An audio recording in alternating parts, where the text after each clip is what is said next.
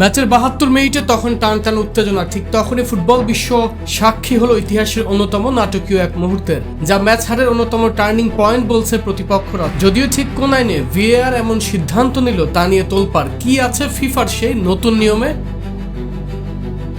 Referee Joao পিনহেরো pocket থেকে হলুদ card বের করে দেখালেন আর্জেন্টিনা লিয়ান্ড্রো পারেদেসকে। আর্জেন্টিনা শিবির যখন রেফারির ওপর ক্ষোভে ফেটে পড়েছে, ঠিক তখনই নাটকের মোড় ঘুরিয়ে দিল ভিডিও অ্যাসিস্ট্যান্ট রেফারি তথা ভিএআর। জয়া স্যানিটারি ন্যাপকিনে 40 টাকা সাশ্রয়, এখন মাত্র 160 টাকা। মনিটরে স্পষ্ট দেখা যায় আর্জেন্টিনার পারেদেস কোনো ফাউলই করেননি, বরং সুইজারল্যান্ডের স্ট্রাইকার এমবোলো সুবিধা নেওয়ার লোভে ইচ্ছাকৃত ডাইভ দিয়েছেন। আর এখানেই কার্যকর হয় বিশ্বকাপের আগে যুক্ত হওয়া ফিফার একদমই নতুন নিয়ম, মিস্টেকেন আইডেন্টিটি।